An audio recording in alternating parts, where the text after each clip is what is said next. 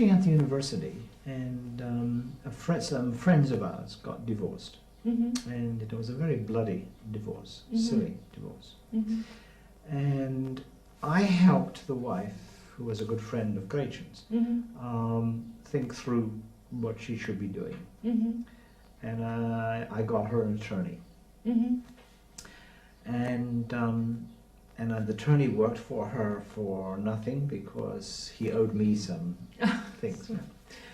And but then he called me one day and said, "This is crazy. This woman will never agree to anything."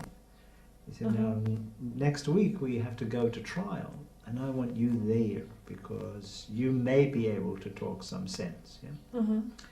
So the case went to trial, and the judge ordered the parties into private rooms to negotiate. And at that point then, I sort of began talking to both the husband and the wife, and we worked out the deal in about an hour in the courtroom. Without the judge? Without the judge, yeah. And so they went back after lunch before the judge, who was very happy that it was all set. And then this friend of mine said, "Gee, you really ought to do this more." And I began to think about what a mediator would do in the family matter. So I remember this must have been in about 1976 now.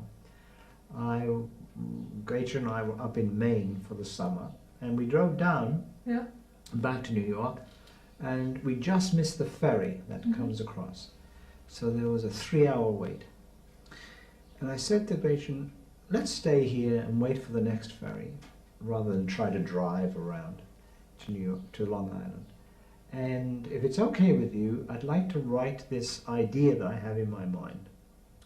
So I wrote the first draft of the article in which I proposed the new role of the divorce mediator.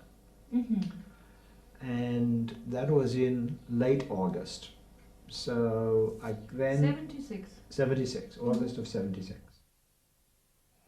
I began my professional life as a lawyer, as a trial lawyer, and worked for several years doing that until I reached a point where I was dissatisfied myself, much like you were, with the way things worked in the adversary system, and stopped being a trial lawyer and dropped out, and then during that period of time really thought about what had happened to me, and then during that time I felt that there was some possibility that maybe I could still be a lawyer, but to try to do that in a very different way.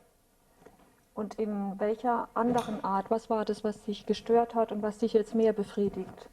What was it that disturbed you, and what is it that satisfies you more now?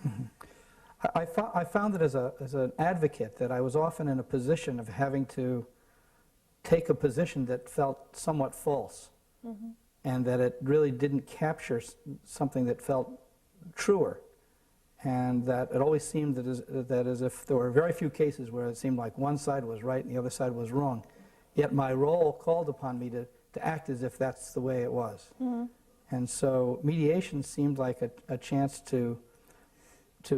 and I also noticed that seemed to make things worse between people when I acted in that way, even negotiating with lawyers or in court.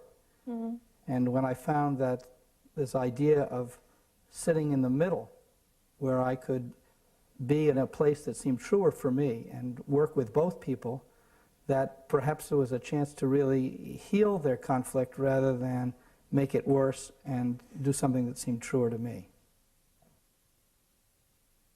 For me, I think I've always had the sense that at a deeper level, people are connected with each other.